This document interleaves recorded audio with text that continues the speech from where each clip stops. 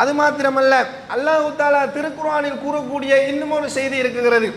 4வது அத்தியாயத்தில் 37வது வசனத்தில் இறைவன் கூறுகின்ற பொழுது, அல்லதீன யப்கலூன வயக்முரூன அன்னாஸ பில் புகுல், அவர்கள் எப்படி இருப்பார்கள் என்று சொன்னால், அவர்களும் கஞ்சத்தனம் செய்து கொண்டிருப்பார்கள், கருமித்தனம் செய்து கொண்டிருப்பார்கள்.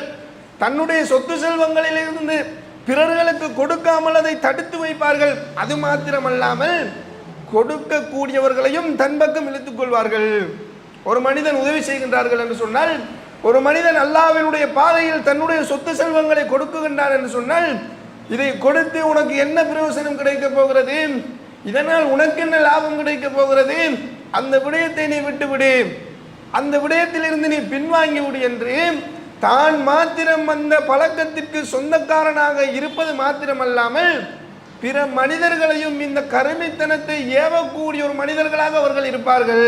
அல்லாஹ் தஆலா இவர்களை பற்றி சொல்லுகின்ற பொழுது, வஅஅதனாலில் காஃபிரீன அஸாபம் முஹீனா, இவர்களுக்கு அல்லாஹ்வினுடைய கட்டளையை மீறக்கூடிய இப்படியான மறுப்பாளர்களுக்கு, அல்லாஹ்வினுடைய வாக்குறுதிகளை மீறக்கூடிய இப்படியான மனிதர்களுக்கு அஸாபம் முஹீனா, வேதனை தரக்கூடிய, துன்புறுத்தக்கூடிய, அவமானகரமான, இழிவுபடுத்தக்கூடிய தண்டனைகள், வேதனைகள் இருக்குகின்றது என்று அல்லாஹ் தஆலா திருக்குர்ஆனில் வாக்களிக்கிறான். காரணம் என்ன? இந்த கருமித்தனம் யாரிடத்தில் இருக்குகிறதோ, இந்த கஞ்சத்தனம் யாரிடத்தில் இருக்குகிறதோ, சதக்கா செய்ய வேண்டிய அந்த நிலையிலிருந்தும் யாரெல்லாம் அதை செய்யாமல் தடுத்து வைக்குகிறார்களோ அவர்களுக்கு இழிவுபடுத்தக்கூடிய, வேதனை தரக்கூடிய, அவமானகரமான வேதனைகள், தண்டனைகளை இறைவன் தருவதாக திருக்குர்ஆனில் வாக்களிக்கின்றான் என்று சொன்னால், கட்டாயமாக இந்த பாவத்திலிருந்து தூரமாக கூடியவர்களாக நாம் இருக்க வேண்டும். அது மாத்திரமல்ல, அல்லாஹ்வினுடைய தூதர்கள் கூறக்கூடிய இன்னும் ஒரு செய்தி இருக்குகிறது.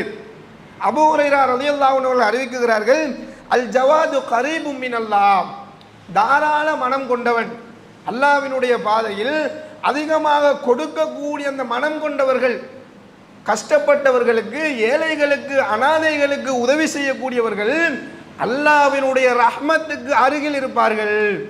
அவர்கள் அல்லாஹ்வுக்கு அருகாமையில் இருப்பார்கள். அல்லாஹ்வினுடைய மன்னிப்புக்கு அருகாமையில் இருப்பார்கள். அல்லாஹ்வினுடைய இரக்கத்துக்கு, பாசத்துக்கு அருகாமையில் இருப்பார்கள். கரீபும் மினன்னாஸ், மனிதர்களினுடைய இதயத்தில் அவர்கள் இடம் பிடிப்பார்கள். மனிதர்களுக்கும் அருகாமையில் இருப்பார்கள். கரீபும் மினல் ஜன்னா, சுவனத்துக்கும் அருகாமையில் அவர்கள் இருப்பார்கள். சுவனம் செல்வதற்கான வழி அவர்களுக்கு லேசாகி கொடுக்கப்படும். ஒரு மனிதன் பிறர்களுக்கு உதவி செய்யக்கூடிய அந்த பழக்கத்தை தனதாக்கி கொண்டால் அவருக்கு என்னெல்லாம் நடக்குது? அல்லாஹ்வினுடைய ரஹ்மத்துக்கும், அல்லாஹ்வினுடைய மன்னிப்புக்கும், அல்லாஹ்வினுடைய அன்புக்கும் அருகாமையில் இருக்கிறார்.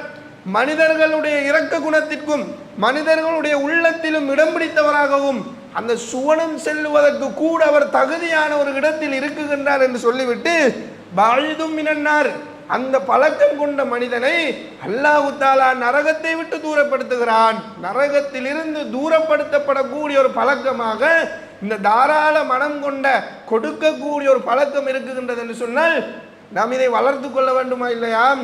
அதை சொல்லிவிட்டு அபூ ஹுரைரா ரலியல்லாஹு அன்ஹு அறிவிக்கிறார்கள், வல் பகீலு, இந்த கஞ்சத்தனம் கொண்டவர்கள் இருக்கிறார்களே, அல்லாஹ்வினுடைய பாதையில் செலவு செய்யாமல் தனக்கு என்று சேமித்துக் கொண்டிருக்கிறார்களே, கொடுக்க வேண்டிய நிலையிலிருந்தும் கஷ்டப்படக்கூடியவர்களை பார்த்து அதை அப்படியே கடந்து செல்கிறார்களே, அவர்களை பற்றி சொல்லக்கூடிய நேரத்தில் பஈதும் மினல்லாஹ், அவர்கள் எப்படி இருக்கிறார்கள்? அல்லாஹ்வினுடைய மன்னிப்பில் இருந்தவர்கள் தூரமாக இருக்கிறார்கள். அல்லாஹ்வுக்கும் அவர்களுக்கும் இடையே மிகப்பெரிய ஒரு தூரம் உள்ளது. அவர்கள் அல்லாஹ்வினுடைய ரஹ்மத்திலிருந்து தூரப்படுத்தப்பட்டவர்களாக இருக்கிறார்கள். பஈதும் மினன்னாஸ், மனிதர்களும் அவனை வெறுக்கக்கூடியவர்களாக, மனிதர்களிடத்திலிருந்தும் அவர்கள் தூரப்பட்டவர்களாக, பஈதும் மினல் ஜன்னா, சுவனத்திலிருந்தும் தூரப்படுத்தப்பட்டவராகவும், கரீபும் மினன்னார், நரகத்தின் அருகாமையில் இருக்கக்கூடிய அளவுக்கு இந்த பழக்கத்தை பற்றி அல்லாஹ்வினுடைய தூதர்கள் எச்சரித்து இருக்குகின்றார்கள் என்று சொன்னால், கவனம் எடுக்க வேண்டிய, கட்டாய கவனம் எடுக்க வேண்டிய ஒரு விடயமாக இது இருக்கின்றது என்பதை நாம் புரிந்து கொள்ள வேண்டும். அன்புக்குரிய அல்லாஹ்வினுடைய நல்லடியார்களே, நாம் அதிகமாக பிறர்களுக்கு கொடுப்பதன் மூலமாக, அல்லாஹ்வினுடைய பாதையில் செலவழிப்பதன் மூலமாக அல்லாஹ் தஆலா எங்களுடைய பொருளாதாரத்தை விசாலமாக்குகிறான். அவனுடைய மன்னிப்பை எங்களுக்கு வழங்குகிறான், அவனுடைய இரக்கத்தை எங்களுக்கு பொழிகிறான், அவனுடைய ரஹ்மத்துக்கு அருகாமையில் எங்களை வைக்குகிறான்.